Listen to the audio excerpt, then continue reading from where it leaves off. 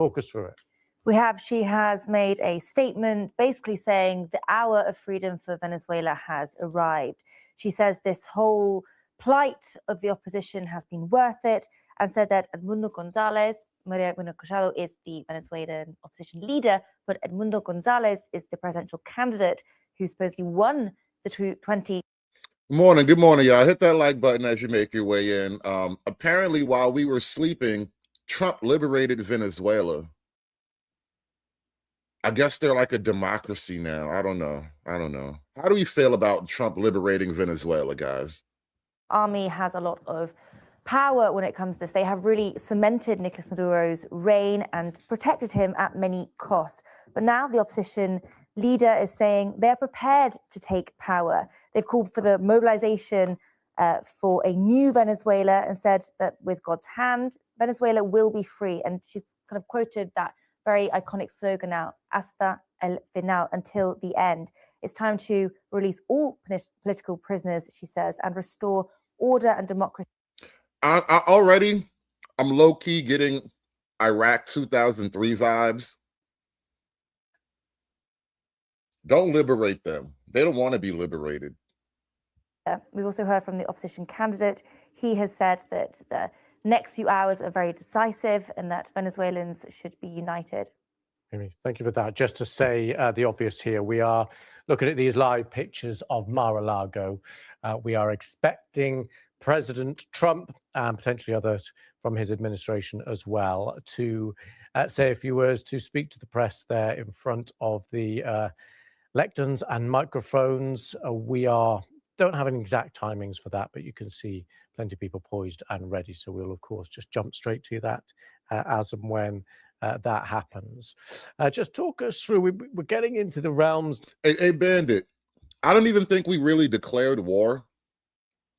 Like, if five guys from America can just walk into your country and kidnap your president and then arrest him, he's like in a Manhattan jail right now. They probably got Trump in the same jail that they had the New York bomber in or something like that, the Twin Towers bomber. They got that dude in MDCC right now. And all I'm saying is, if five guys can do that to your country, is it even a real country? Is it even I mean, listen, if Trump can just send a couple of guys on boats to take your president out, is it even a real country? There will be some nuance and some people facing some pretty difficult decisions now about what they do within Venezuela. And clearly those international calls for a change in government and a change in administration for Nicolas Maduro to relinquish his presidency because it was quote unquote stolen in the eyes of many international observers. Well, that call has now effectively been answered by Donald Trump and their administration on, they would say, very separate legal grounds. But this is a hugely difficult moment for Venezuela and exactly how it fills this political vacuum now. There is very much a political vacuum. And if you are the opposition or the US, you'll be hoping that Edmundo Gonzalez, backed up by Maria Corina Machado, will kind of swoop in and take that position that Nicolas Maduro has now been forcibly removed from and is vacant. However, it is not that simple. That idea is deceivingly simple. There is very much still an inner circle, the key loyalists surrounding Mr. Maduro, who remain in Venezuela and remain adamant that they will fight till the bitter end and push back any kind of US aggression like these strikes. And this is not new. This is not something that has come completely out the blue. The level of maybe the operation has shocked everybody, but the act itself of the US making kind of land progress, that hasn't been a shock. This has taken months of planning and has really increased since the early September strikes, when those strikes began on vessels allegedly carrying drugs from both Venezuela and through the Pacific Ocean towards the US. So the operation here isn't a surprise, but the scale really is. The army are very much Nicolas Maduro's golden asset here, and there is no indication at the moment that they have turned against him or are being swayed by the latest US operation, these very powerful strikes which have rattled and awoken the country on the early hours of Saturday morning. Now, the extradition. Does the Venezuelan army know that we have Maduro? It seems a little bit weird that the army would still be loyal to a guy that you don't even, we have him. You don't even have him anymore. Maduro belongs to us now. Your Maduro belongs to me now. How can you still be loyal to him? You got to pick another guy. You guys are going to have to find a new guy. This guy's broken. When it comes to Maduro's policies, there are multiple candidates at play within Maduro's inner circle, but the opposition will be seeing this as a much anticipated opportunity to regain what they say is a stolen election, and the president should be Edmundo Gonzalez. That is a belief widely disputed among the international community, that the 2024 elections were neither free or fair, and that Edmundo Gonzalez actually won by a landslide. Okay.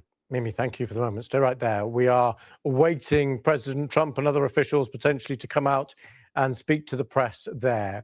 And my colleague Sumi is still with us in Washington and combing through the latest updates there in the US. Sumi, Morning, Chocolate Bunny. All you hoodlums, say hi to Chocolate Bunny. Morning, Bunny. Told CBS that U.S. military plane carrying Maduro is expected to land later today at New York Stewart Airport. That's a public military international airport in Orange County, New York. That's in Hudson Valley, so it's just a bit north from Manhattan. These sources have told CBS that Maduro is in the custody of the U.S. military, and he is expected to be turned over to federal authorities when he lands. He's expected to be arraigned in New York federal court in the Southern District of New York. That's the jurisdiction where he's being charged. We understand from CBS that he's expected to be arraigned next week, possibly as early as Monday. So, Louis, this is all moving very quickly. Remember, he's going to New York today, President Trump, in speaking to— I tell you, when we catch people on the international level, they bring those dudes to Lower Manhattan. There's a federal prison in there full of Somali pirates and international drug smugglers and all of that. He's going to Lower Manhattan. He's going to be an MDCC, I'm telling you. Land. Remember that he was arrested as well with his wife, Celia, the first lady of Venezuela.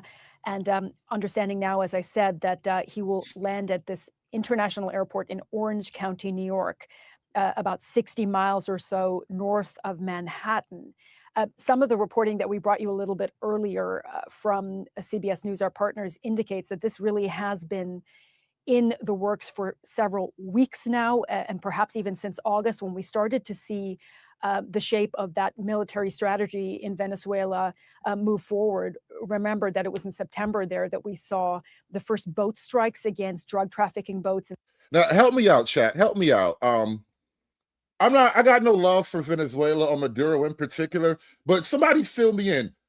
What did Maduro do to make this nigga Trump so mad? I'm clueless, bro. What did Maduro do? Because this nigga Trump is on fire right now. Like, I would whatever Maduro did, I would never. He better apologize or something. It's actually Donald Trump's Truth Social post. Looking at this page, it is Donald Trump's Truth Social page. He has posted it indeed there. I'm just verifying that myself, going on to his Truth Social page, but indeed, it appears that he has posted this picture, and it says Nicolas Maduro on board the USS Iwo Jima. I'm looking at this picture, Louis, as you are. It appears that Maduro is holding a bottle of water in his right hand, that he is obviously restrained. We understand that he is currently, as we reported from CBS, under custody from the U.S. military. We see him there wearing a gray tracksuit. Hard to tell. Trump is perk walking full-grown adult presidents, y'all. Trump is perk walking other countries' president. Just roll up into your little favela, perk walk your entire leadership right off the beach. Amazing things are happening in 2026, bro. And it's only day 3.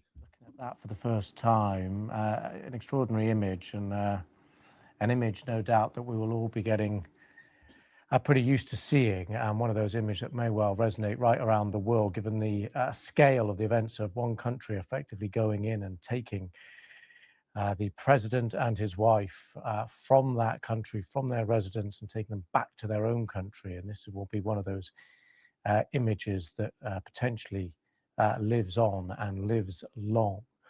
As we start now to learn more details about not only the operation, but the transportation of Nicolas Maduro and his wife out of the country, and how that operation was handled. And that's what we are now looking to have more explanation on from this press conference. Donald Trump and others in the administration expected to come out and speak to the press anytime now. I did give a bit of a health warning as regards to timings earlier. We are expecting it any time now, but as always with these things, we can be left waiting a bit of time, but we have no control over that, of course. All I can say is that as soon as the president and other officials do come out into the press office room there in Mar-a-Lago, in front of the microphones, we will cross straight to it. But this is the image that many around the world will now be seeing for the first time, and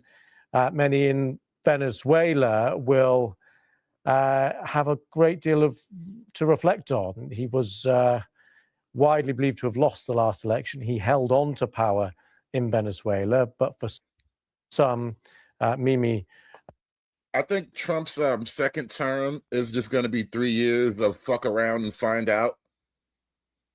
They've already done the fuck around. They've been spending the last couple of years doing that. We're in the 3 years of finding out portion now. Which, again, will take many people by surprise. Even Nicolas Maduro's opposition, those who did not support him and believed, like many of the international community, that he did not win last election in 2024, many didn't believe, or still don't believe, that the US military intervention was the best solution for this. And we've heard this from countless other countries as well. France really recently saying that there is no solution in Venezuela that can be imposed from the outside after Maduro's capture. So the idea of another country coming in and meddling somewhat in... Maduro just got reminded about the Monroe Doctrine. You must have forgot. Your whole continent belongs to us, people. We're just really, really cool landlords. We let you guys get away with a lot, but your whole continent belongs to us, and you kind of forgot that for a little while. Now in the South Caribbean Sea, as well as the Pacific Ocean, targeting those alleged drug-carrying vessels. They have been, for the greater good, they're all part of this operation which she has backed. Now that obviously is a very controversial statement. People have lost their lives in this deadly operation, and increasing pressure has only mounted that controversy. But that image, going back to Nicolas Maduro being restrained, blindfolded, handcuffed, will shock many people. We're already seeing some of his supporters take to the streets, demanding to know what his whereabouts, demanding to know what happens next, as well as some, we believe, Maduro sympathizers, supporters, fleeing the country and making their way to the Colombian border, trying to get out of... Could you imagine waking up one morning like, dude, where's my president? Like, I don't know. Where'd you leave him? Dude, I left the president right here last night. Like, he's totally gone, bro. Dude, where the hell's my president? Moment to see Maduro taken out of power, although it was against his will, seemingly, that photo kind of reiterating that idea. Many will be seeing this as the greatest opportunity the opposition have had in decades. And just the opposition, Maria Corina Machado's whereabouts, they were unknown. She had spoken about an intention to get back into Venezuela, the country, but we didn't know. Is that still the case? That is still the case. It was an ordeal of a journey, incredibly dangerous. We've heard some harrowing kind of details of it. She's taken by a boat in the middle of the night, hours before getting onto a plane, and eventually ending up in Norway a bit late to receive her prize. Her daughter had to do it for her. But that was one way, and we don't know her whereabouts now. She still could be in Norway. She has repeatedly said that she will be where best serves the Venezuelan opposition's cause, and that, for the large part, has been in Venezuela, although that may have changed. It's very hard to tell of her movements right now, but she was really maximizing being able to speak publicly. She's been in hiding for well over a year, So she was making the most of the opportunity to speak publicly, kind of gather more support, international support, which will be crucial in whatever next steps happen in this situation. If the opposition are going to be backed by President Trump, which is something he alluded to just shortly ago, saying we're going to look at supporting Maria Corina Machado to lead Venezuela. He didn't outright say that they would, but there was indications there. Or if not, then the opposition need some kind of other international support to kind of fill that political vacuum which we're seeing come to light now. I mean, it's We're still going to very bounce much early around a days, little and bit between the different power news on channels who here. resumes Let's it see or what's takes going on it around the will be news a cycle, question perhaps the for news days to verse come. here, where everybody's waiting on Trump to come out and give an actual press Mexico, conference on this deal. It's hard to imagine that they would be helpful in Venezuela. What do we know of the army and who it is supporting? What they will do now? Which side the army comes down on is key, isn't it? Oh, absolutely. I mean, the Army's where the power is, and by the Army, I mean the Army, not the Navy and the Air Force. And within the Army, it actually is the troops are in Caracas, the armored division, the guys with tanks, and the airborne division, the people who jump out of airplanes. I mean, they're the people who can keep a government in power or take a government out of power. And I'm sure every intel agency in the world, including the CIA, is trying to figure that out and has contacts and is trying to get information on that. Sorry, go ahead. Yeah, I was just going to say, also, I wanted to say, what did you make of Maria Corina Machado's letter, the opposition leader, of course, who was given a Nobel Prize just before Christmas for peace, her letter saying that the hour of freedom has arrived, a call to those within Venezuela and those outside of Venezuela that they will be free. She clearly is trying to sort of hitch herself to Trump's bandwagon, as it. You know, I got to tell you, on the one hand, I got no love for Venezuela. I don't care how many boats that get blown up out of the water. And shout out to Ms. Cantrell. Appreciate you. Good morning. Everybody say hi to the First Lady. Thank you for your support. Thank you for your support. Hit that like button, y'all. Hit that like button. We're going to be covering the Maduro arrest all morning here. But what I was going to say is that when people on the news start talking about freedom and shit like that, when they start using liberal buzzwords, I get really nervous, bro. I remember the last time we started exporting freedom. We're still paying for that shit. But Edmundo Gonzalez, in many ways, was like the figurehead, the guy who was elected president because Maria Corina Machado, who won an opposition primary, was disqualified by the Maduro-controlled Supreme Court. I mean, they just said she can't run. So she was the one who did the campaigning for Gonzalez. She's the one with charisma and the political skills, which I'm a retired diplomat. Gonzalez is a retired diplomat. He's got as much charisma as I have, and you'll notice I'm not running for president anywhere. She's the key figure in the opposition, and I mean, the Venezuelan opposition is frustrated. It's been 25 years where they have done everything that the international democratic communities asked them to do. They've participated in elections. They've boycotted elections. They've collected signatures on petitions for recall referenda. I mean, they've done everything. But when you're up against an authoritarian government like the Maduro, Chavez, and now Maduro governments, that doesn't count for anything.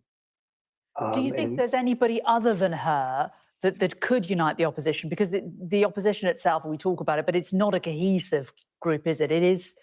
I kind of don't even care what really happens on the ground in Venezuela. I just want my gas to go below $2. Can we get below $2 gasoline? I'd be willing to accept whatever happens down there if the gasoline goes down to $2, all right? Trade-offs and shit. All right, look at big OG Trump coming out. Very much. This is big stuff. And we appreciate you being here. It's Big Don.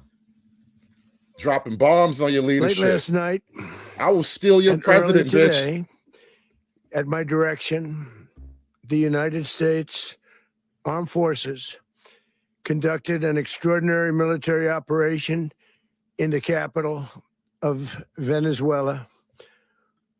overwhelming American military power, air, land, and sea, was used to launch a spectacular assault. And it was an assault like people have not seen since World War II. It was a force against a heavily fortified military fortress Please tell me in this the heart video. of Caracas to bring outlaw dictator Nicolas Maduro to justice. I need to see body cam This video. was one of the most stunning, effective, and powerful displays of American military might and competence Probably look like Call of Duty in down American history. And if you think about it, we've done some other good ones, like the attack on Soleimani, there. We're gonna add a the Caracas map to Call of attack on Duty now. al-Baghdadi, and the obliteration and decimation of the Iran nuclear sites just recently in an operation known as Midnight Hammer. All perfectly executed and done. No nation in the world could achieve what America achieved yesterday, or frankly, in just a short period of time. All Venezuelan military capacities were rendered powerless as the men and women of our military, working with U.S. law enforcement, successfully captured Maduro in the dead of night. It was dark. The lights of Caracas were largely turned off due to a Lights are still certain off. expertise that we have. He turned the lights It out. was dark, He it turned was the lights deadly. out. But captured along with his wife, Celia Flores, both of whom now face American justice. Maduro and Flores have been indicted in the Southern District of New York, it's Jay Clayton, for their campaign of deadly narco-terrorism against the United States Got and Venezuelan its trap queens. citizens. I want to thank the men and women of our military who achieved such an extraordinary success overnight with breathtaking speed, power, precision, and competence. You rarely see anything like it. You've seen some raids in this country that didn't go so well. They were an embarrassment. If you look back to Afghanistan, or if you look back to the Jimmy Carter days, they were different days. We're a respected country again, maybe like never before. These highly trained warriors, operating in collaboration with U.S. law enforcement, I can't wait for the movie to come caught out. them in a very ready position. They were waiting for us. They knew we had many ships out in the Because you sea. knew we were coming. Just sort of waiting. They knew we were coming. So they were in a ready, what's called a ready position. But they were completely overwhelmed and very quickly incapacitated.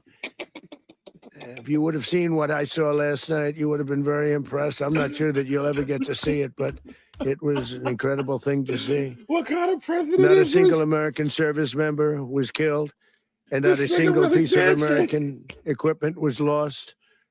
We had many helicopters, many planes, many people involved in that fight. But think of that, not one piece of military equipment was lost, not one service member was, more importantly, killed. The United States military is the strongest and most fearsome military on the planet by far, with capabilities and skills our enemies can scarcely begin to imagine. We have the best equipment anywhere in the world. There's no equipment like what we have. And you see that even if you just look at the boats. You know, we've knocked out 97% of the drugs coming in by sea. 90%. Each boat kills 25, on average, 25,000 people. We knocked out 97%. And those drugs mostly come from a place called Venezuela. We're going to run the country until such time as we can do a safe, proper, and judicious transition. So we don't want to be involved with having somebody else get in, and we have the same situation that we had for the last long period of years. We own your So country we are going now. to run the country until such time as we can do a safe, proper, and judicious transition. and it has to be judicious because that's what we're all about. Passport Bros We about to want hit peace, Venezuela next. liberty, and justice for the great people of Venezuela, and that includes many from Venezuela that are now living in the United States and want to go back to their country. It's their homeland. He said they're going We home. can't take a chance that somebody else takes over Venezuela that doesn't have the good of the Venezuelan people in mind. We've had decades of that. We're not going to let that happen. We're there now, and what people don't understand, but they understand as I say this, we're there now, but we're going to stay until such time as the proper transition can take place. So we're going to stay until such time as we're going to run it essentially until such time as a proper transition can take place. As everyone knows, the oil business in Venezuela has been a bust, a total bust for Here a it long is. period of time. Here it comes. They were pumping almost nothing by comparison to what they could have been pumping and what could have taken place. We're going to have our We're very smelling oil large now. United States oil companies, the biggest anywhere in the world, go in, spend billions of dollars, fix the badly broken infrastructure, the oil infrastructure, $2 and gas, start y'all. making money for the country.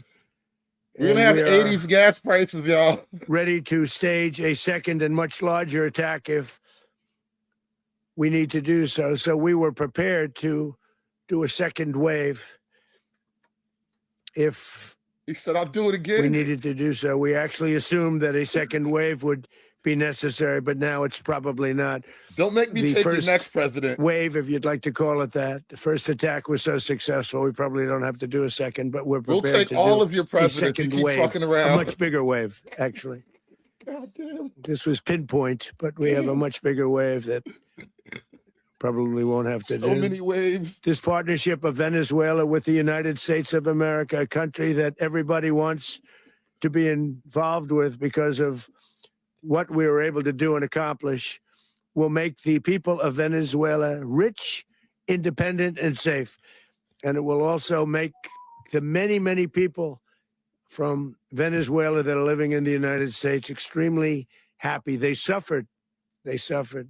So much was taken from them. They're not going to suffer anymore. The illegitimate dictator Maduro was the kingpin of a vast criminal network responsible for trafficking colossal amounts of deadly and illicit drugs into the United States. As alleged in the indictment, he personally oversaw the vicious cartel known as Cartel de las Solas, which flooded our nation with lethal poison, responsible for the deaths of Never heard of countless them. Americans, the many, many Americans, hundreds of thousands over the years of Americans died because of him. Maduro and his wife will soon face the full might of American justice and stand trial on American soil. Right now, they're on a ship they'll be heading to, ultimately New York, and then a decision will be made, I assume, between New York and Miami or Florida. But we have people where the Bring that nigga to overwhelming Manhattan. evidence of their crimes will be presented in a court of law. And I've seen it. I've seen what we have. It's both horrible and breathtaking that something like this could have been allowed to take place. For many years after his term as president of Venezuela expired, Maduro remained in power and waged a ceaseless campaign of violence, terror, and subversion against the United States of America, threatening not only our people, but the stability of the entire region. And you all saw it. In addition to trafficking gigantic amounts of illegal drugs that inflicted untold suffering and human destruction all over the country, all over, in particular, the United States, Maduro sent savage and murderous gangs, including the bloodthirsty prison gang, Tren de Aragua, to terrorize American communities nationwide. And he did indeed. They were in Colorado. They took over apartment complexes. They cut the fingers off people if they called police. They were brutal. but they're not so brutal now. And I just have to congratulate our military, Pete, and everybody, These are and so our tough National now. Guard, because the job that they've done, whether it's in Washington, D.C., where we have a totally safe city, where it was one of the most This shit needs the unsafe laugh track. cities anywhere in the world, frankly. And now we have no crime in Washington, D.C. We haven't had a killing. We had the terrorist attack a few weeks ago. A little bit of a different kind of a threat, but we haven't had a killing in a long period of time, 6-7 months. We used to have two, on average, 2 a week in Washington, our capital. We don't have that anymore. The restaurants are opening. Everyone's happy. They're walking their daughters. They're walking their children, their wives. They walk to restaurants. Restaurants are opening all over Washington, D.C. So I want to thank the National Guard. I want to thank our military. And I want to thank law enforcement. Been amazing. And they should do it with more cities. We're doing it, as you know, and we're doing it in Memphis, Tennessee right now, and crime is down. We've just sort of started a few weeks ago, but crime is down now 77%. And the governor of Louisiana called, great person, and he wanted us to help him, as you know, in a certain very nice part of Louisiana. And we have done that. And it was a rough section, and we have crime down. I understand it's down to almost nothing already after 2.5 weeks. New Orleans, it's down to almost nothing. And we've only been there for 2.5 weeks. Can't imagine why governors wouldn't want us to help. We also helped, as you know, in Chicago, and crime went down a little bit there. We did a very small help because we had no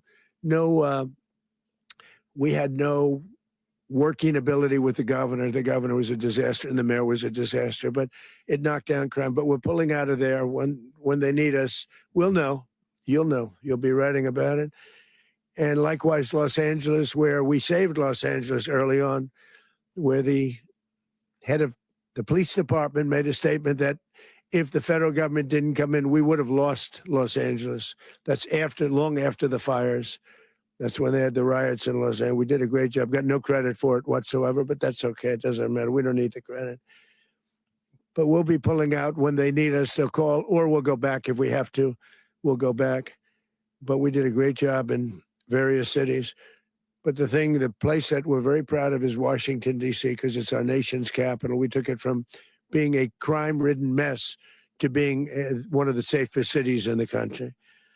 But the gangs that they sent raped, tortured, and murdered American women and children.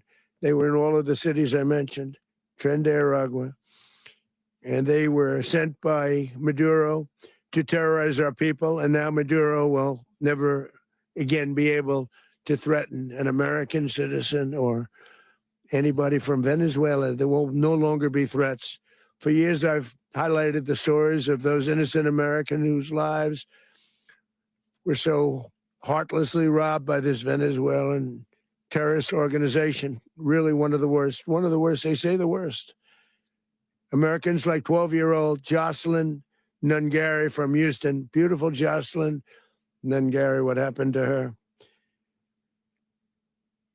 They, as you know, they kidnapped, assaulted, and murdered by Tren de Aragua animals. They murdered Jocelyn and left her dead under the bridge. There was a bridge that will never be the same to so many people after seeing what happened. This is called Get As Back. I've said many times, the Maduro regime emptied out their prisons, sent their worst and most violent monsters into the United States to steal American lives. And they came from mental institutions and insane asylums. They came from prisons and jails. The reason I say both, they sound similar. Actually, prisons, a little bit more hostile, a little bit tougher. A mental institution isn't as tough as an insane asylum, but we got them both. They sent from their mental institutions. They sent from their jails, prisons. They were drug dealers. They were drug kingpins. They sent everybody bad into the United States, but no longer. And we have now a border where nobody gets through. In addition, Venezuela unilaterally seized and sold American oil, American Venezuela. assets, and American platforms, costing us billions and billions of dollars.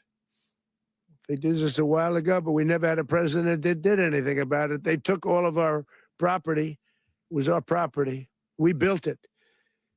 And we never had a president that decided to do anything about it. Instead, they fought wars that were 10,000 miles away. We built Venezuela oil industry with American talent, drive, and skill. And the socialist regime stole it from us during those previous administrations, and they stole it through force. This constituted one of the largest thefts of American property in the history of our country. Considered the largest theft of property in the history of our country. Massive oil infrastructure was taken like we were babies, so we didn't do anything about it.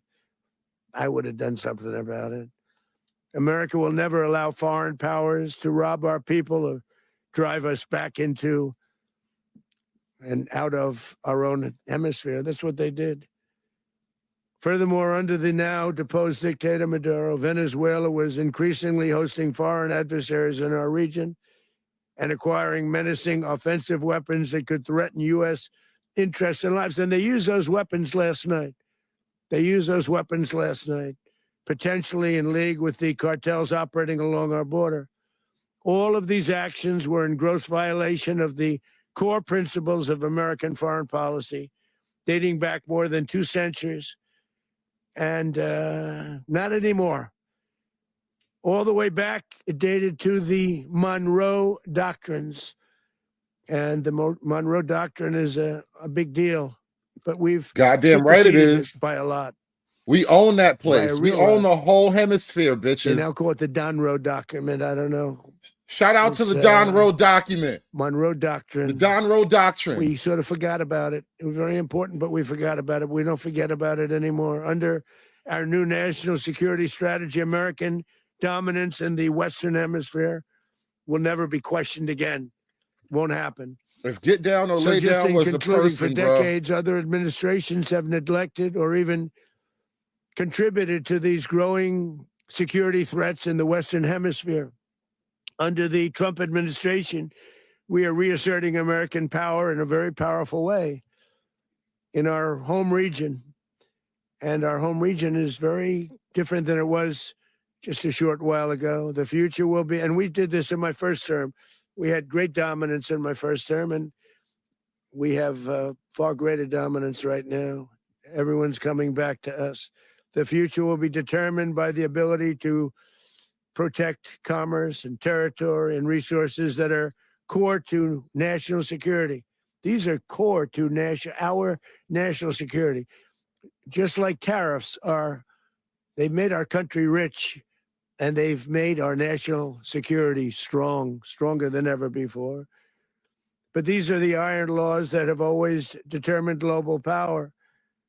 And we're going to keep it that way. We will secure our borders. We will stop the terrorists. We will crash the cartels, and we will defend our citizens against all threats, foreign and domestic. Other presidents may have lacked the courage or whatever to defend America, but I will never allow terrorists and criminals to operate with impunity against the United States. This extremely successful operation should serve as warning to anyone who would threaten American sovereignty or endanger American lives. Very importantly, the embargo on all Venezuelan oil remains in full effect.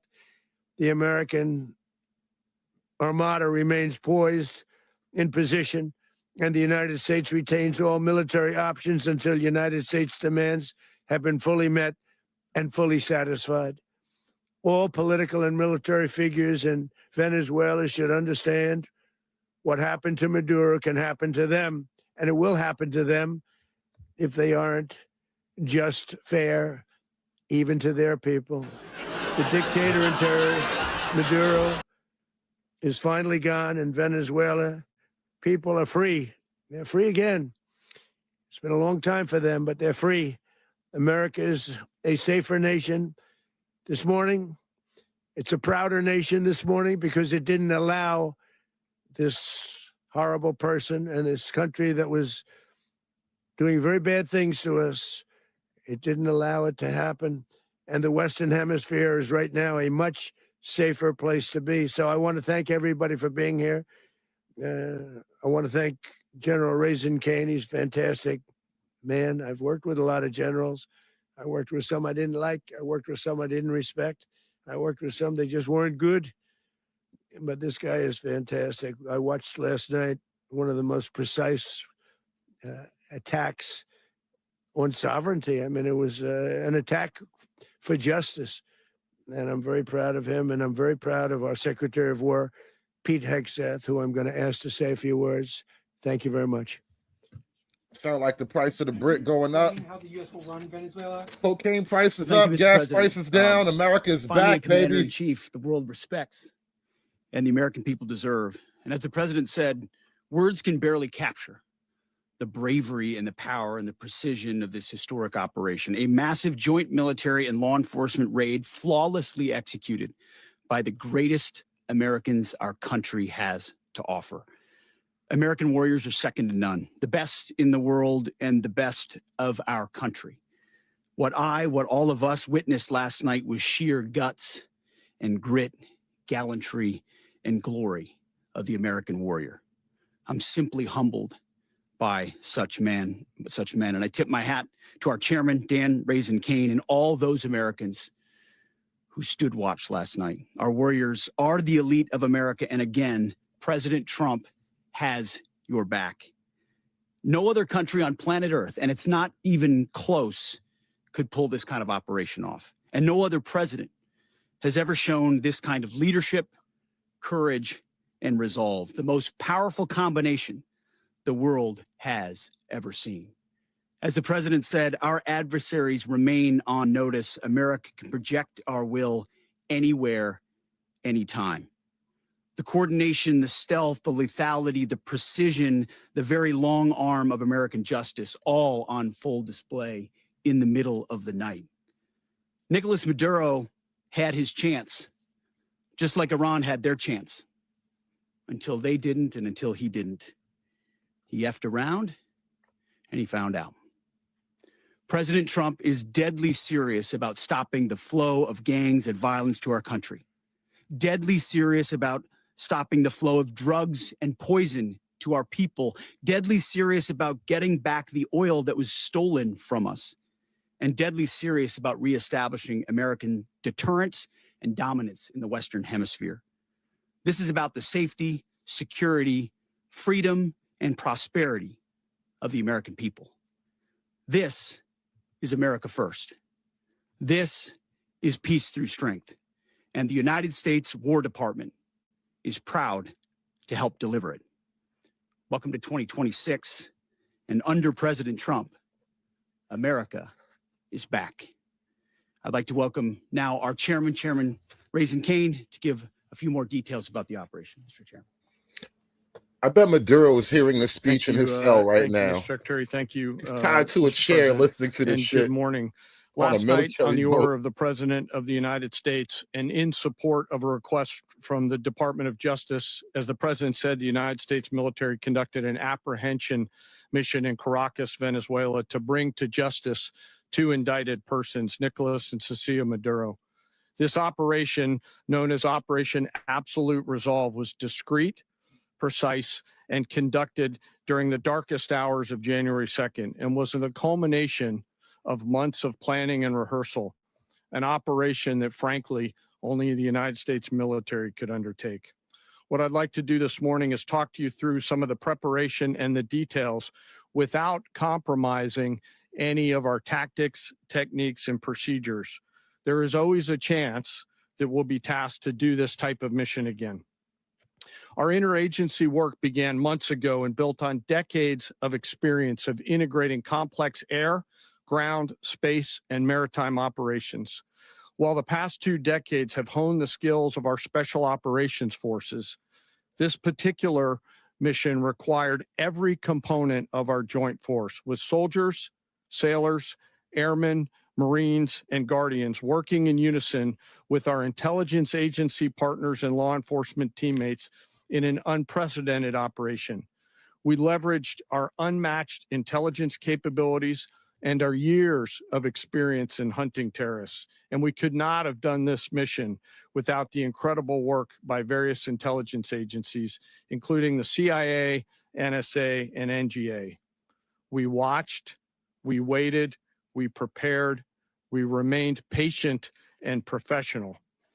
This mission was meticulously planned, drawing lessons from decades of missions over the last many years, many missions over these last many years. This was an audacious operation that only the United States could do. It required the utmost of precision and integration within our joint force. And the word integration does not explain the sheer complexity of such a mission. An extraction so precise, it involved more than 150 aircraft launching across the Western Hemisphere in close coordination, all coming together in time and place to layer effects for a single purpose: to get an interdiction force into downtown Caracas while maintaining the element of tactical surprise. Failure of one component of this well-oiled machine would have endangered the entire mission, and failure is never an option for America's joint force. Those in the air over Caracas last night were willing to give their lives for those on the ground and in the helicopters. Let me talk a little bit about the preparation. After months of work by our intelligence teammates to find Maduro and understand how he moved, where he lived, where he traveled, what he ate, what he wore, what were his pets. In early December, our force was set pending a series of aligned events. Key was choosing the right day to minimize the potential for civilian harm and maximize the element of surprise and minimize the harm to the indicted personnel, so as the president said, they could be brought to justice. And as the president said earlier today, weather in Venezuela is always a factor this time of the year. And over the weeks through Christmas and New Year's, the men and women of the United States military sat ready, patiently waiting for the right triggers to be met and the president to order us into action. Last night, the weather broke just enough, clearing a path that only the most skilled aviators in the world could maneuver through. Ocean, mountain, low cloud ceilings. But when tasked with a mission, this organization does not quit.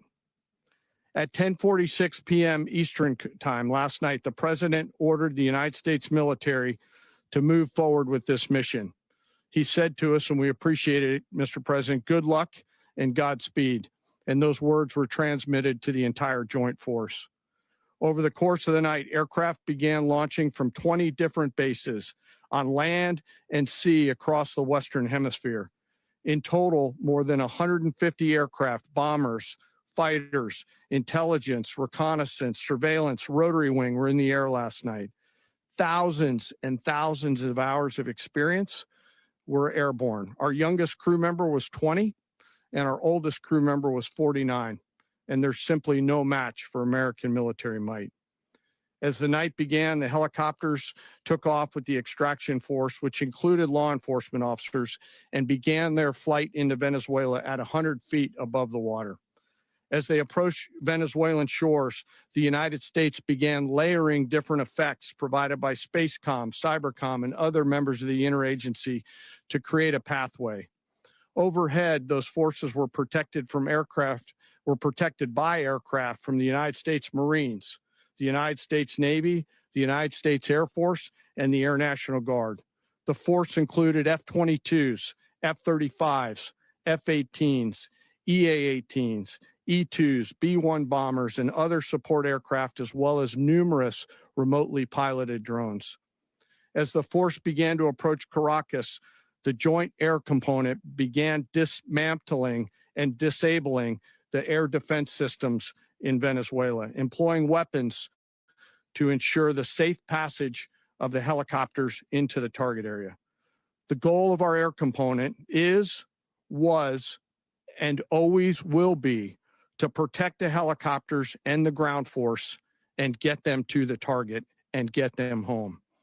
As the force crossed the last point of high terrain where they'd been hiding in the clutter, we assessed that we had maintained totally the element of surprise.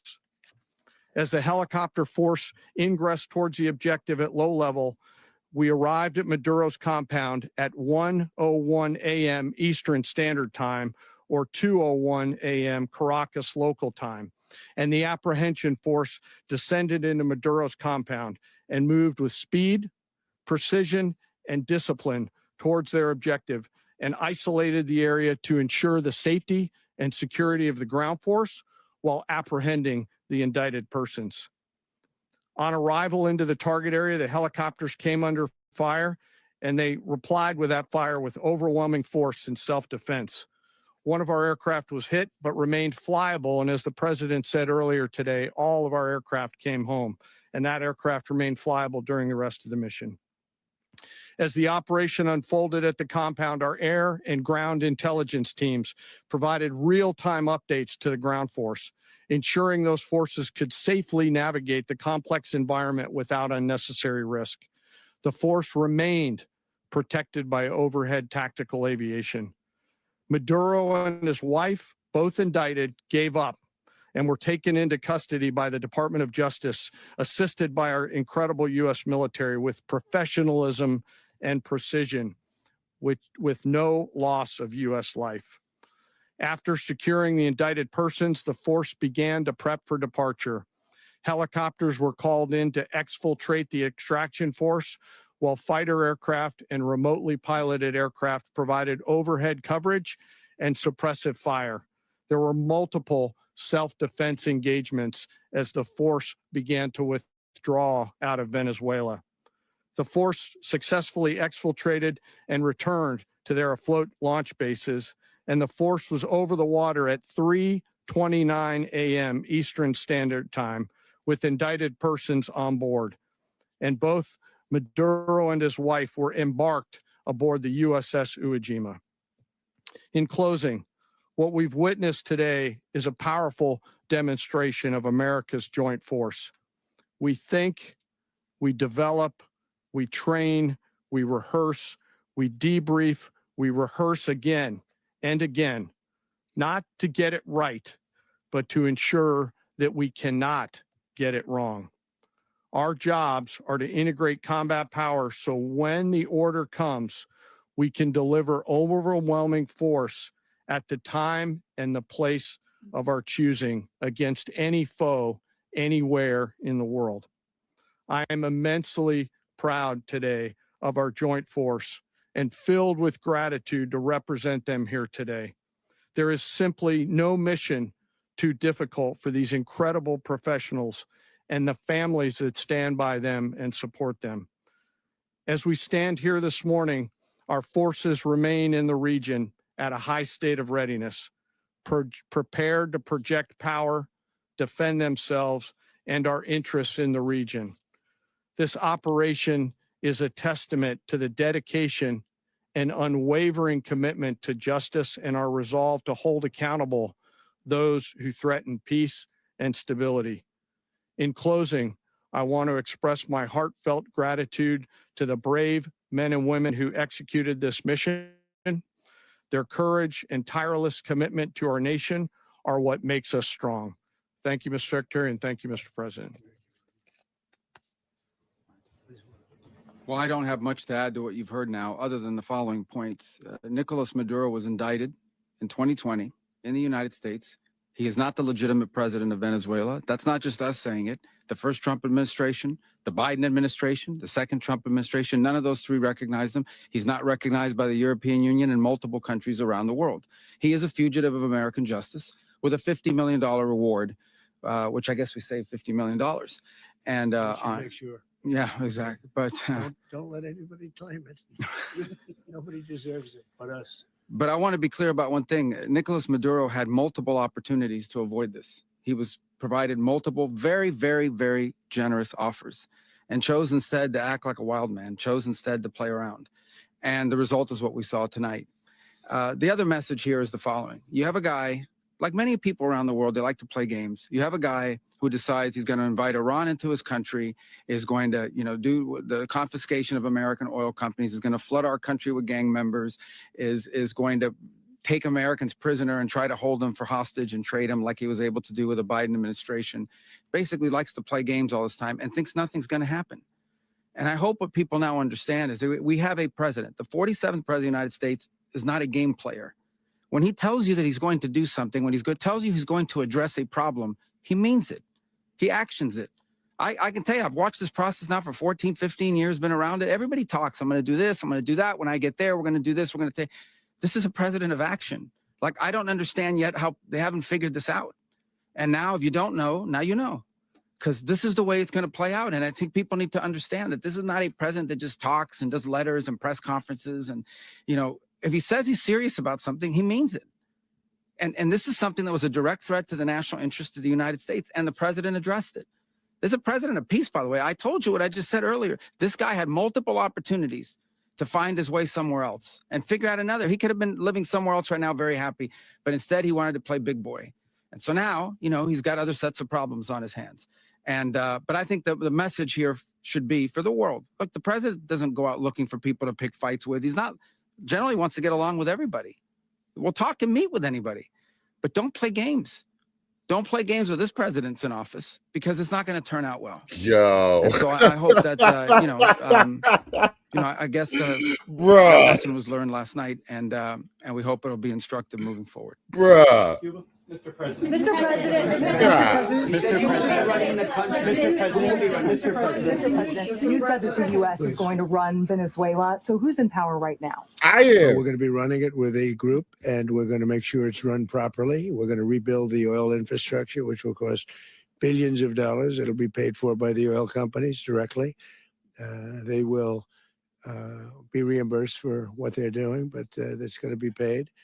And we're going to get the oil flowing the way it should be. As you know, it was just a minor flow. It was actually a minor flow for what they have. But we're going to run it properly, and we're going to make sure the people of Venezuela are taken care of. We're going to make sure the people that were forced out of Venezuela by this thug are also taken care of. Mr.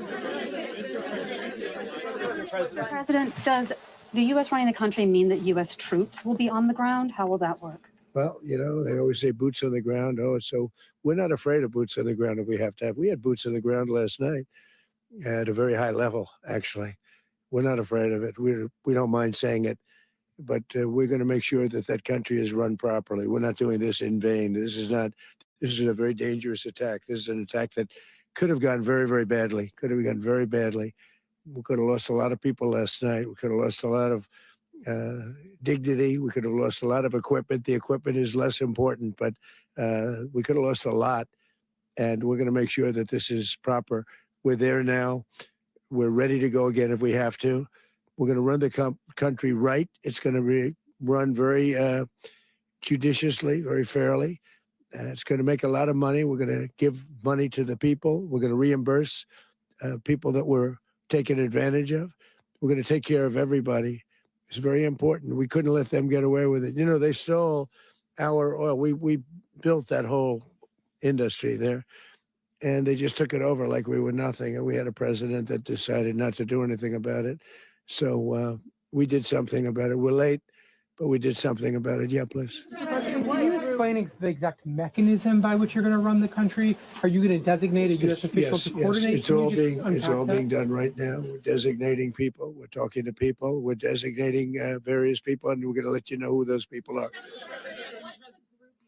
That would run Venezuela. Well, it's largely going to be for a period of time, the people that are standing right behind me. We're going to be running it. We're going to be bringing it back. It's a dead, I talk about a dead country. A year and a half ago, we were a dead country. Now we're the hottest country anywhere in the world. We're a country doing better than any country anywhere in the world. Donald Trump is a hot nigga. It required leadership. Venezuela has a lot of bad people in there, a lot of bad people that shouldn't be leading. We're not going to take a chance that one of those people take over for Maduro. So you can look at, and others, we have fantastic people, including people in the military. So we're going to have a group of people running it until such time as it can be put back on track, make a lot of money for the people, and give people a great way of life, and also reimbursement for people in our country that were forced out of Venezuela. Rubio would be. You said earlier today that you weren't going to back Machado to come back and be the opposition leader in your Fox and Friends interview. And then you also mentioned the vice president of Venezuela. Are you going to work with the vice president of Venezuela? Pete saw the body about a week ago. She was just sworn in, but she was, as you know, picked by Maduro.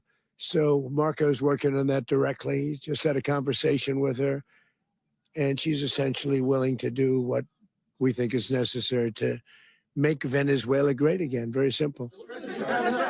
Mr. President, Colombian President Gustavo Petro, a couple weeks ago, you said he's got to watch his ass. And today he said he's not concerned about anything happening to him in the aftermath of this operation. So just what your message is about that. Well, he has cocaine mills. He has factories where he makes cocaine. And yeah, I think I stick by my first statement. He's making cocaine. They're sending it into the United States. So he does have to watch his ass. Mr. President, did you notify any members of Congress in advance? Marco, do you want to talk about that? Because you weren't. Oh, this is the realest shit ever. Congress immediately after. This was not the kind of mission that you can do congressional notification on. It was a trigger-based mission in which conditions had to be met night after night. We watched and monitored that for a number of days. So it's just simply not the kind of mission you can call people and say, hey, we may do this at some point in the next 15 days. But it's largely a law enforcement function. Remember, at the end of the day, at its core, this was an arrest of 2 indicted fugitives of American justice, and the Department of War supported the Department of Justice in that job. Now, there are broader policy implications here, but it's just not the kind of mission that you can pre-notify because it endangers the mission. Plus, if I could add one thing to that, Congress has a tendency to leak. This would not be good. Y'all rats, if they bro. leaked, General, I think it would have been maybe a very different result. I'm not telling rats but what's I not have to say, happen. they knew we were coming at some point. You know, we had a lot of ships out there. They sort of knew we were coming. We went through. But Congress will leak, and we don't want leakers. Mr. President, you were one of the only people to watch this all play out live. What was Maduro doing when the U.S. forces entered what I assume would be his home? And also, was there any point where the U.S. was considering if Maduro pushed back or resisted killing Maduro? It could have happened. It could have happened. He was trying to get into a safe place. You know, the safe place is all steel. And he wasn't able to make it to the door because our guys were so fast. They went through the opposition so fast. And there was a lot of opposition. You know, people were wondering, do we get them by surprise? Sort of surprised, but they were waiting for something. It was a lot of opposition. There was a lot of gunfire. You saw some of it today. But he was trying to get to a safe place, which wasn't safe because we would have had the door blown up in about 47 seconds, they say on average, regardless of how thick the steel was. It was a very thick door. It was a very heavy door, but he was unable to get to that door. He made it to the door. He was unable to close it. Where is Maduro going to be in the time being right now? Do you know his exact Well, whereabouts? ultimately, in the near future, he's going to be brought to New York. And where is he going to be held? Yeah. Where is he going to be held in New York? Do you know? That's going to be up to the officials that do these things. Mr. President, the U.S. has something of a mixed track record of ousting dictators without necessarily a plan for what comes afterwards. Did that weigh on your decision? Well, that's why we had different presidents, but with me, that's not true. With me, we've had a perfect track record of winning.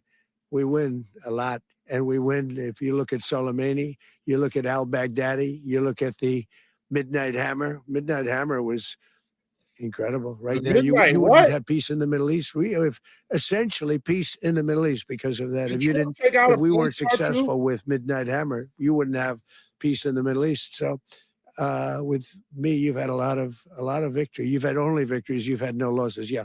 President, can you?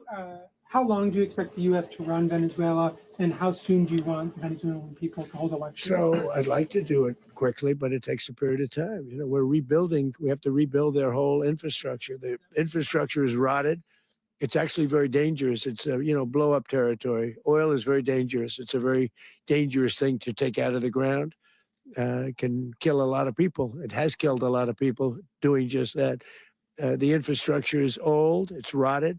Much of it is stuff that we put there 25 years ago, and we're going to be replacing it. And we're going to take a lot of money out so that we can take care of the country. Yeah. Are you saying that Secretary Rubio and Mr. President, China, Russia, and Iran have interests in Venezuela. How does this operation affect your relationships with them when Well, it in comes to terms the of oil and the China drugs? and Russia, well, Russia, when we get things straightened out. But in terms of other countries that want oil, we're in the oil business. We're going to sell it to them. We're not going to say we're not going to give it to them. In other words, we'll be selling oil probably in much larger doses because they couldn't produce very much because their infrastructure was so bad. So we'll be selling large amounts of oil to other countries, many of whom are using it now. But I would say many more will come. Are you saying, that, Mr. President, are you saying that? Oh, Mr. President, thank you. What is your message to the people of Venezuela today? Of course, the civilian population specifically, they have a lot of questions. What is your message to the people of Venezuela? That you're going to have peace, justice. You're going to have some of the riches that you should have had for a long period of time. It was stolen from you. But you're going to have peace and you're going to have safety. You're going to have justice. You're going to have a country. You're going to have a real country. You're going to have potentially a great country. You know, if you go back 20 years, maybe even a little longer ago, that was a great country. And they destroyed it. Remember, I said that if we lose this election, the United States will be Venezuela on steroids. That's what would have happened. Had we lost the election, the 2024 election, we suffered so badly. When you look at the border from 2020, what they did, what Joe Biden administration did to our country should never be forgotten. But if we had to go through another year of that, we would be exactly where Venezuela was in terms of, I used to say, if they win, we're going to be Venezuela on steroids. And that's what would have happened.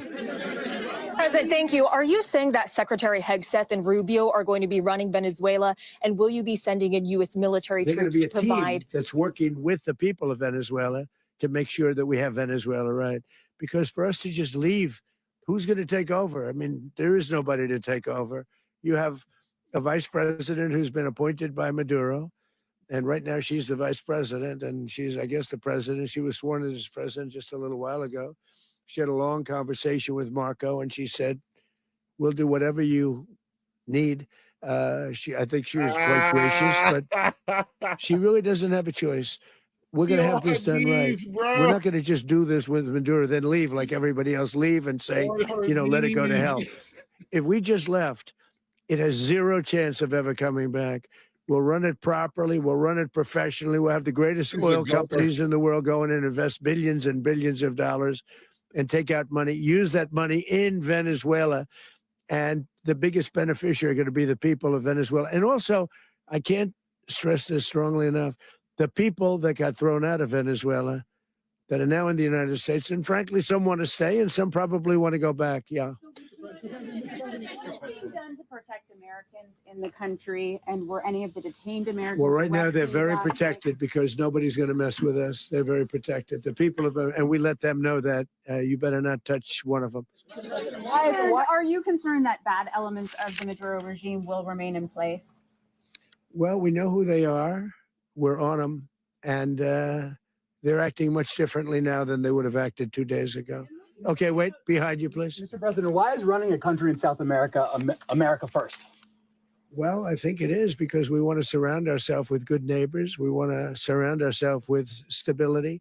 We want to surround ourselves with energy. We have tremendous energy in that country. It's very important that we protect it. We need that for ourselves. We need that for the world. And we want to make sure we can protect it. Yes, sir. Please, go ahead. Is there a message here for Cuba and Diaz-Canel? Well, Cuba is an interesting case. Cuba is, not doing very well right now. That system has not been a very good one for Cuba. The people there have suffered for many, many years. And I think Cuba is going to be something we'll end up talking about because Cuba is a failing nation right now, very badly failing nation.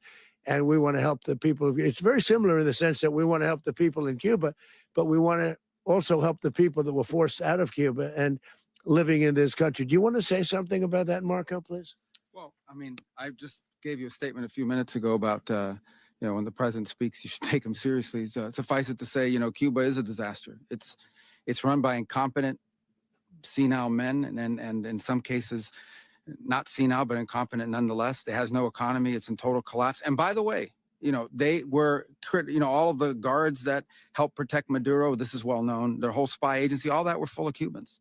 I mean, it's amazing. This poor island took over Venezuela in some cases. One of the biggest problems that Venezuelans have is they have to declare independence from Cuba that tried to basically colonize it from a security standpoint. So, yeah, look, if I lived in Havana and I was in the government, I'd be concerned, at least a little bit. Well, the president already announced a week ago that anything that's sanctioned, it's sanctioned oil, it's not going to be allowed to get there. So that's a pre-existing. Mr. President. The answer is yes. Yes. Aware of the location of opposition leader Machado, and have you been in contact with her? No, we haven't. No, we haven't.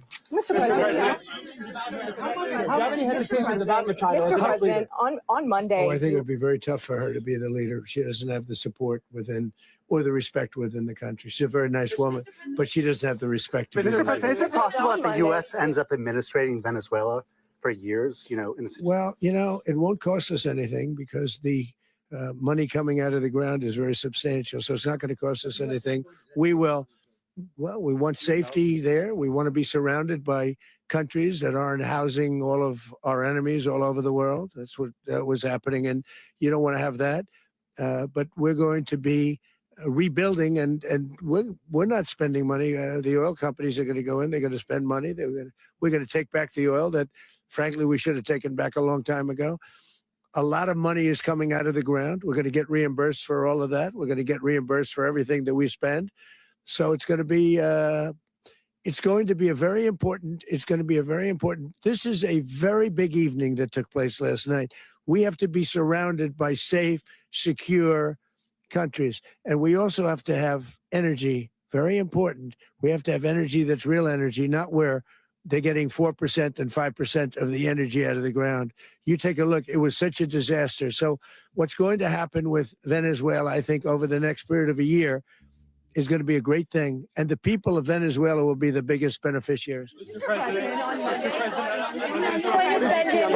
U.S. military. Mr. President, thank you. What did you last speak to Maduro about when you spoke? And is the Well, US I don't want to at get war into with the Venezuela? conversations, but I did have conversations with him, and I said,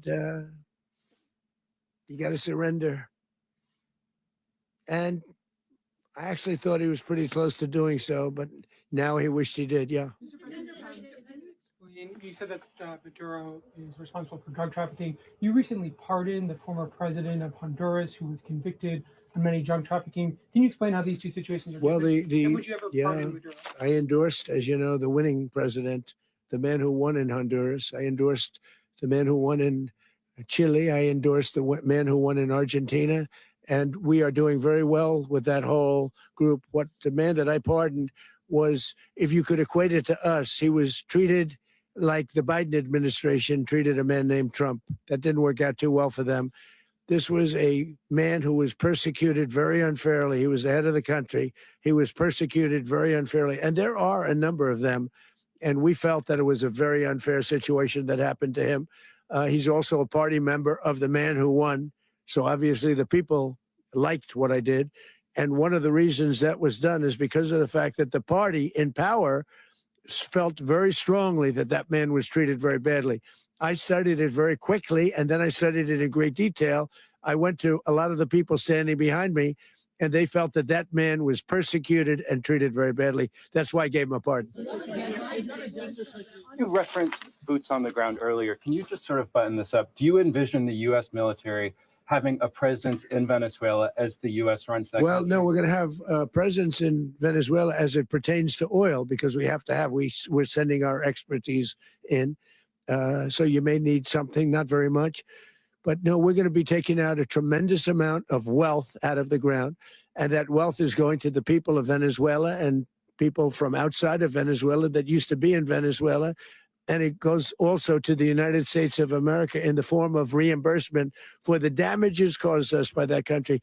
So I want to thank you all very much. Thank you. Do you have one? Yes, please. You were so nice before. I'm going to give you the final question. Go ahead. Thank you, Mr. Unless it's a President. bad question, in It's which about case I'll Putin. go one word. It's about who? It's about Putin, if you want. About Putin. Well, that's always nice You had to a talk phone. about Putin.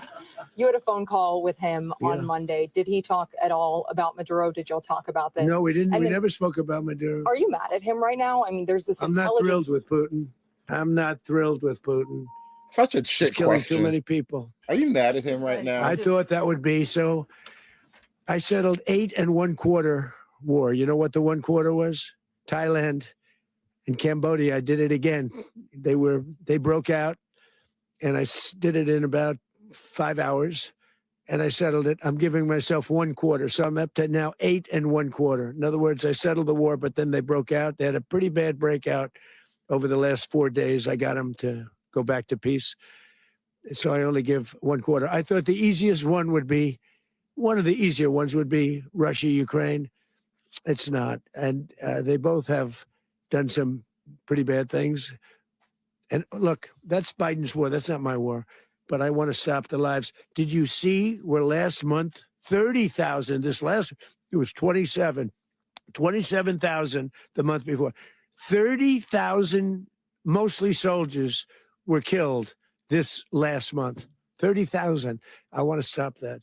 You know, I got NATO to pay 5% instead of the 2% that they weren't paying. They weren't paying 2, now they pay 5. And we send them a lot of munitions. We send them a lot of things, missiles and various other things, a lot. And they pay. The United States is not losing money. We're probably making money on that. It's the last thing I care about. I just want to stop all those people. We're losing 25, 30,000 human beings that come from 2 places that are very far away. But if I can stop, because it's something I've been pretty good at doing, deals, I guess. It's all a deal. Life is a big deal. But if I can stop that war and stop 30,000 young people, in addition to the fact that people are being killed in Kiev, people are being killed in other cities throughout, a much smaller number, but they're being killed, viciously killed. So I'm not happy about it. I thought that would be something that would get solved.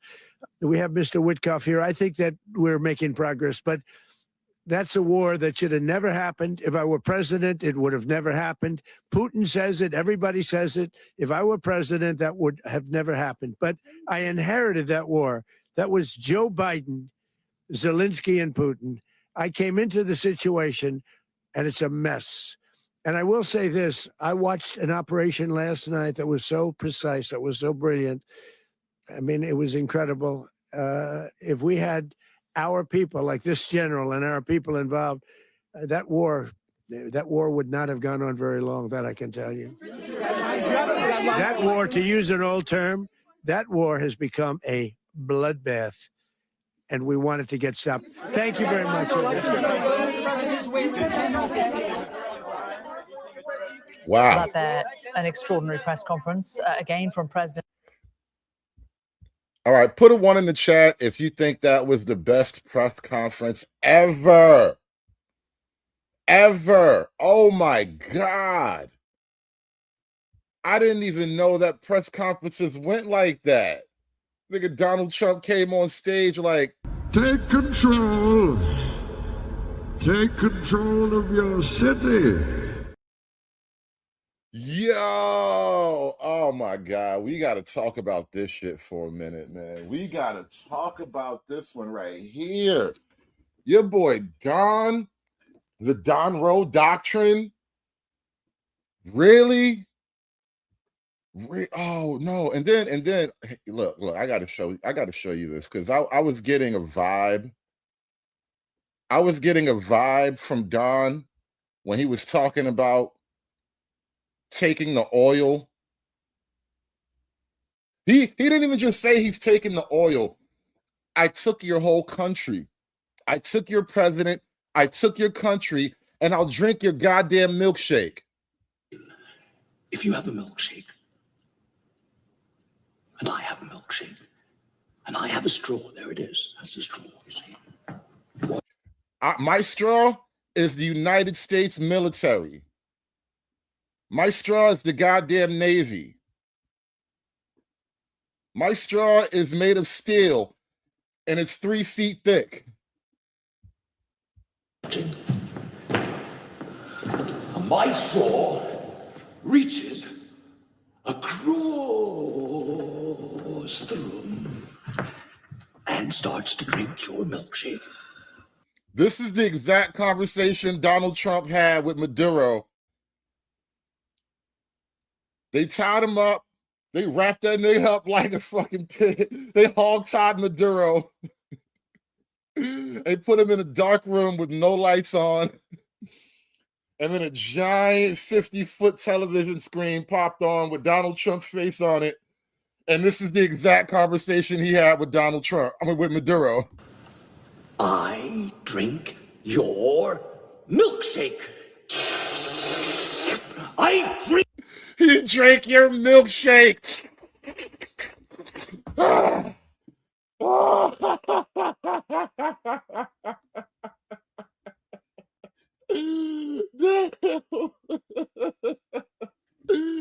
drink your milkshake. I drink your milkshake, Maduro. Starts to drink your milkshake. I drink your milkshake. I drink it up. Don't bully me, Daniel. Maduro in the cage, like, don't bully me, Donald.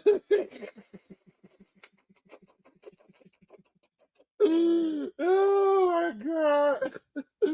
Don't bully me, Donald. Yo, this is unbelievable. 2026, it's day 3. We're only on the 3rd day. The 3rd day of 2026. Donald Trump, he's completed 1 year in office, and he starts the next year bullying Maduro. And now this is the vibe for the whole year. I said, ooh, come on, baby, turn the lights off. Lights off. Ooh. I said, ooh, you know you love it. Come on, baby, turn the lights off. Lights off. Ooh. I said, ooh, come on, baby, turn the lights off. Lights off. Yeah. Ooh. Yeah. I said, ooh, yeah. Come on, baby, turn the lights off. Are you tired lights of winning off. Yet? Ooh. I said, tired of winning yet? Come on, baby, turn the lights off. Lights off. That's exactly what he did to Maduro, too. Turned the lights out on the whole town, and then he sent the turtles in. He turned the lights out on all of Caracas, and he just dropped a bunch of Navy SEAL Ninja Turtles down there, and they came out with Maduro. Crazy work. Crazy work. Oh, my God. Oh, my God. That whole press conference was like, at times, it's like you wanted to have, I don't know, it was like Benny the Butcher or Griselda Blanco and them was up there. At a certain point, I thought somebody was going to get on stage like, doo, doo, doo, doo. Brrr. Yo, the way Donald Trump was talking about Venezuela, listen, we just going to have to run your shit now. Oh, China, Russia, y'all want oil? Yo, you know what's crazy? I actually sell oil now. It's crazy. Y'all want oil? I sell oil. I got this whole little oil business down here in you know, some little bullshit country or whatever. It don't even matter. Trump is out here taking corners. Like he is stealing trap houses, bro. You understand how gangster that is? For him to not only just run down on your whole country, and then what he was like, look. You knew I was coming. He said, you knew I was coming. We sat there on your coast for like 40 days and 40 nights. You knew I was coming and you still couldn't do shit. Oh, God, you still couldn't do shit. You knew I was coming. Then he went in there. He took the whole trap house over. And he was very, very delicate about it. He was like, you got to be careful when you're raiding a trap house. Sometimes, you know, they're cooking meth, they're cooking fentanyl. These things are highly explosive, highly volatile chemicals. You have to be very, very delicate. And our guys, we got the best guys, okay? We got the best guys. Nothing blew up. Nobody got hurt. Not a single soldier stubbed his toe. We secured the entire Venezuelan trap house without one American casualty. I'm telling you, the best guys, the best guys. He really got on stage and just started bragging about the whole thing. Oh, man. Oh, man. Like, he stole your whole trap house, didn't even break a jar, didn't break none of the glass. Bro, how the nigga come there, rob the trap house, took over the trap house, didn't break nothing. All he gonna do is change the sign on the front door. It used to be Maddie's, now it's Don's. This used to be Maddie's trap house, now it's Don's den. Bro, what is happening? What is happening here? Ooh, I said, ooh, come on, baby, turn the lights off, lights off. Ooh, I said, ooh. See, these are the type of wins. Back in the day when America used to get wins like that, bitches went home and wanted to get knocked up, right? These are the type of wins where you make babies. This is like coming home after getting the game-winning touchdown. All of America must make babies tonight. Donald Trump just gave us a giant gift. All of America must make babies. We got to celebrate this win properly. We have to celebrate this win like the old school. We got to get old school about this. This was some real gangster shit right here. We haven't been this gangster since Jim Crow. We really haven't. We haven't been this gangster since Jim goddamn Crow. This makes Jim Crow look like Jim Eagle. Come on, baby, turn the lights off, lights off. Ooh, I said, ooh, come on, baby, turn the lights off. Nope, Snowman, I don't want to hear that quitter shit, Snowman. Snowman, I don't want to hear that quitter shit. Don did his job. I need you to get back in there and do your goddamn job. And I want to understand white rage, and I'm white. It's time to celebrate, goddammit. Lights off, ooh, I said, ooh, come on, baby, turn the lights off, lights off, ooh, I said, ooh. Everybody's going Jim Eagle tonight. Everybody's going full Jim Eagle tonight. Donald Trump said we can do whatever we want. You remember that? You remember that? Donald Trump said you can do whatever you want. And he meant that shit. He went down to Venezuela and said, I'm going to do whatever I want. Crazy work. Crazy work. Unbelievable. Hold on. We're going to go back to the press conference. I want to get back to Donald Trump's part of the press conference because it really was just like the most incredible shit. Just the most unbelievably based, epic thing in my adult life. Like, I've never seen politics like this until Donald Trump has come along.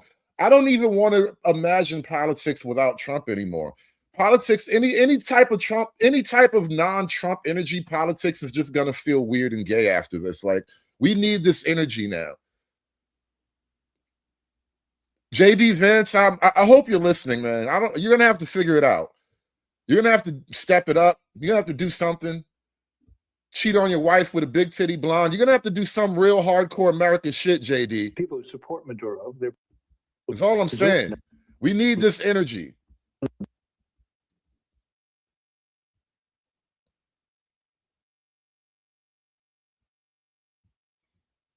Maduro and Flores have been indicted in the Southern District of New York. It's Jay Clayton for their campaign of deadly narco-terrorism against the United States and its citizens. I want to thank the men and women of our military who achieved such an extraordinary success overnight with breathtaking speed, power, precision, and competence. You rarely see anything like it. You've seen some raids in this country that didn't go so well. They were an embarrassment. If you look back to Afghanistan or if you look back to the Jimmy Carter days, they were different days. We're a respected country again, like never before. These highly trained warriors operating in collaboration with U.S. law enforcement, caught them in a very ready position. They were waiting for us. They knew. Said, you knew we were coming. You were watching me the whole time. You didn't think it was going to happen, did you? And you know what? It's so crazy. Somebody in the chat just mentioned the Chinese delegation. And that is absolutely true. Apparently, Maduro was in talks with China. You know, a Chinese delegate went all the way to Venezuela to have some type of high-level government meeting. And while the Chinese were waiting to talk to Maduro, Trump snatched that nigga. Trump said, Maduro's busy. You got to call him back. This is the craziest work ever. He really just said, nah, that nigga busy now. He's with me now. Anything you wanted to say to Maduro, you got to say it to me now. We had many ships out in the sea, just sort of waiting. They knew we were coming. So they were in a ready, what's called a ready position. But they were completely overwhelmed and very quickly incapacitated. If you would have seen what I saw last night, you would have been very impressed. I'm not sure that you'll ever get to see it, but it was an incredible thing to see. Not a single American service member was killed, and not a single piece of American equipment was lost. We had many helicopters, many planes, many people. We didn't even get into a fender bender. We didn't even scratch the paint on the Apache attack helicopter. Some of the ships came back clean. You know how when you were a teenager, you wanted to steal your mom or your dad's car, you had to make sure you brought it back without a scratch? It was like that. This was like the Ferris Bueller of bombing runs. That shit went clean as hell. We were sleeping last night and Trump was doing Ferris Bueller bombs Venezuela. What a time to be alive. Involved in that fight.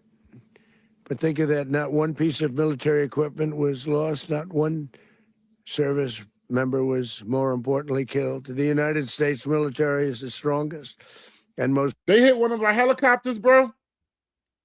Honey Barbecue Wing says one helicopter got hit but didn't go down. We need to find that nigga. Whoever hit that helicopter, we got to find that nigga. Whoever it was that took that shot at that helicopter, we got to find him. Drag that nigga through the town like the Somalis used to do. Find that nigga. Fearsome military on the planet, by far, with capabilities and skills our enemies can scarcely begin to imagine. We have the best equipment anywhere in the world. There's no equipment like what we have. And you see that even if you just look at the boats. You know, we've knocked out 97% of the drugs coming in by sea. 90%. Each boat kills 25, on average, 25,000 people. We knocked out 97%. And those drugs mostly come from a place called Venezuela. We're going to run the country until such time as we can do a safe, proper, and judicious transition. So we don't want to be involved with. Yeah, shout out to President Trump for blowing up the fentanyl boats, man. I know it's hell. You wouldn't know unless you were out there. I know it's hell. Shout out to President Trump for blowing up the fentanyl boats. Having somebody else get in, and we have the same situation that we had for the last long period of years. So we are going to run the country until such time as we can do a safe, proper, and judicious transition. And it has to be judicious because that's what we're all about. We want peace, liberty, and justice for the great people of Venezuela. And that includes many from Venezuela that are now living in the United States and want to go back to their country. It's their homeland. We can't take a chance that somebody else takes over Venezuela that doesn't have the good of the Venezuelan people in mind. We've had decades Venezuela. of that. We're not going to let that happen. We're there now Venezuela is going to get weird hipsters and little nasty craft beer shops and shit. We're going to gentrify Venezuela. We're going to put Williamsburg in Venezuela. And what people don't understand, but they understand as I say this, we're there now, but we're going to stay until such time as the proper transition can take place. So we're going to stay until such time as we're going to run it essentially until such time as a proper transition can take place. As everyone knows, the oil business in Venezuela has been a bust, a total bust for a long period of time. They were pumping almost nothing by comparison to what they could have been pumping. And now you guys are going to get a Whole Foods, going to get a Trader Joe's, going to get like 12 Starbucks. Hell. In the really nice neighborhood, you might even get a Chick-fil-A. And what could have taken place? We're going to have our very large United States oil companies, the biggest anywhere in the world, go in, spend billions of dollars, fix the badly broken infrastructure, the oil infrastructure, and start making money for the country. We're going to set up a couple of Somali daycares, so your bitches can go to work. We're gonna gentrify. We're gonna bring little America. We're gonna bring Somalis to Venezuela too. And we are ready to stage a second and much larger attack if we need to do so. So we were prepared to do a second wave. I'm telling you, the second wave would have been 1,000 naked Somalis. They would have just dropped them onto the country out of a helicopter. No parachutes or nothing. They would have just dropped them on us. Say, listen, we got to solve two problems at once, all right? That would have been the second wave. We would have dropped all the Somalis from Minnesota right on to Venezuela. Don't make us do it. If we needed to do so, we actually assumed that a second wave would be necessary, but now it's probably not. The first wave, if you'd like to call it that, the first attack was so successful, we probably don't have to do a second, but we're prepared to do a second wave, a much bigger wave, actually. This was pinpoint, but we have a much bigger wave that probably won't have to do. This partnership of Venezuela with the United States of America, a country that everybody wants to be involved with because of what we were able to do and accomplish, will make the people of Venezuela rich, independent, and safe. And it will also make the many, many people from Venezuela that are living in the United States extremely happy. They suffered. So much was taken from them. They're not going to suffer anymore. Are we bringing the National Guard to Caracas, just like we did to D.C., Louisiana?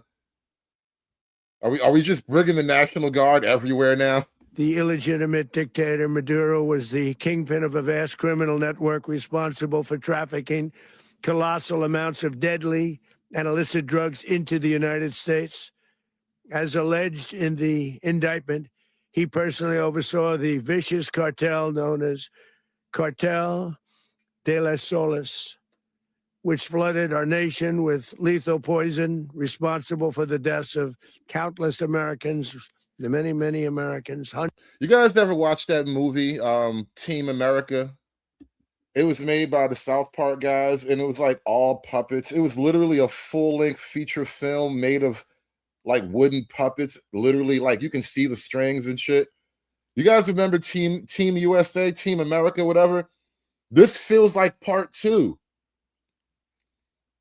Like 20 years ago, we had to fight, bin Laden and the terrorisms. Now we're fighting Maduros and drug dealers, right? Team America is back. I can't wait for the movies to come out. Battlefield Caracas. Oh, wait till they make a game where you have to play from the side of the Venezuelan guy. You have to survive the American onslaught. I can't wait for the movies in the media to come out. Hundreds of thousands over the years of Americans died because of him. Maduro and his wife will soon face the full might of American justice and stand trial on American soil. Right now, they're on a ship. They'll be heading to ultimately New York, and then a decision will be made, I assume, between New York and Miami or Florida.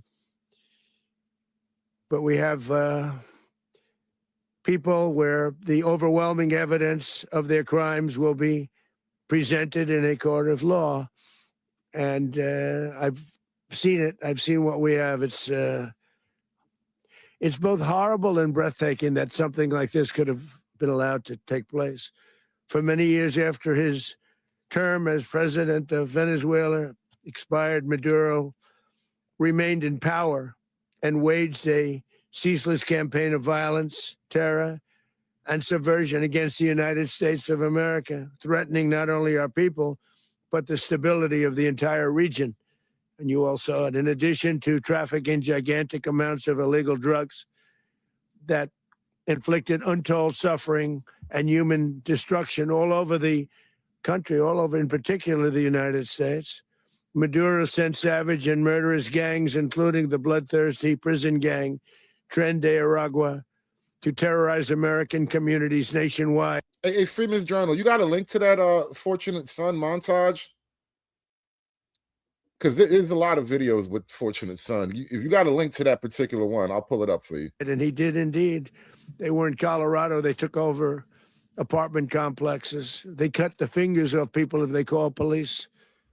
They were brutal, but they're not so brutal now. And I just have to congratulate our military, Pete. They're and not everybody so brutal now, bro. Can you imagine Trump sending his people in to hog tie you in the middle of the night? You and your wife, you get thrown in a box next to each other. And then Trump gets on stage and does a press conference about throwing you and your wife in the box. Like, look at him, look at him. They told me how tough they were. I was on the phone with him the other night. He said he was the toughest guy in the world. He cried like a little bitch when I threw him in the box. His wife had bigger balls than him. It's true. It's true. Crazy work. Crazy work.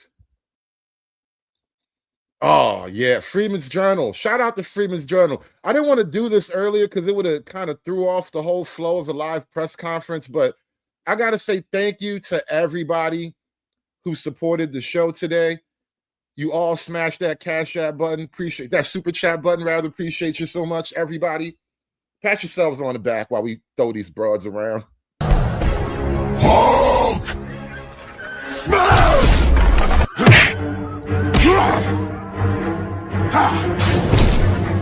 Smash you! You make Hulk angry. You not like Hulk angry. Hulk no like fighting girls. Thank you.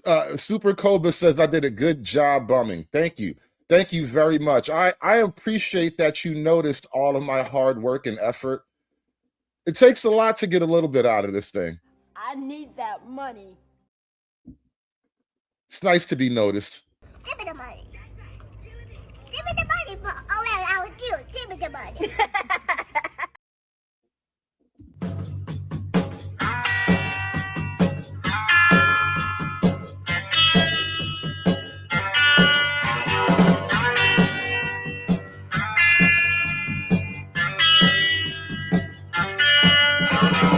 Some folks are born made to wave the flag. Ooh, they're red, white, and blue. And when the band plays hail to the chief, ooh, they point the cannon at you.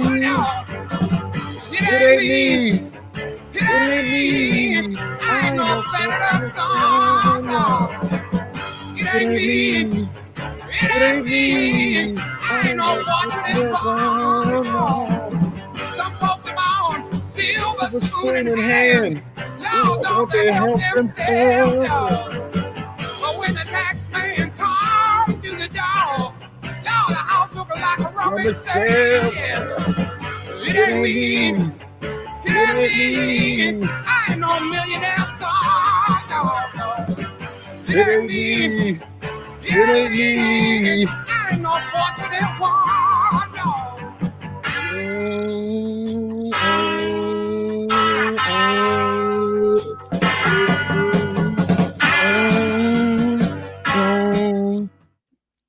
You know what? Monetization out the window today, boys. We running that shit back. You took it back. I wish it was longer.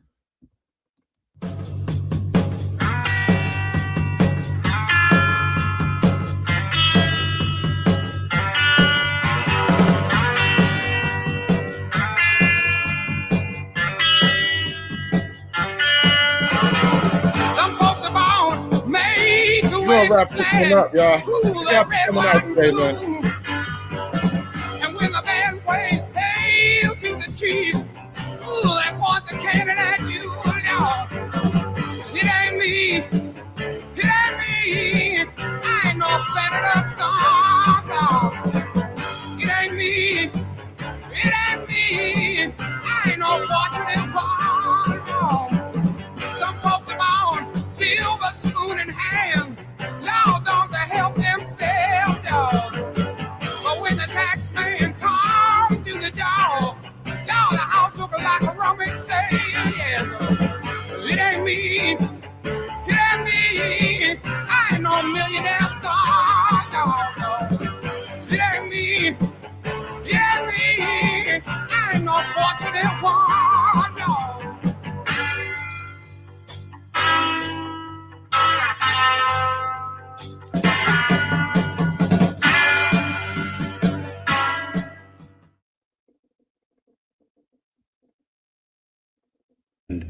And I want to understand white rage, and I'm white. Somebody had to do it. I am the chosen one. Somebody had to do it. Fuck you.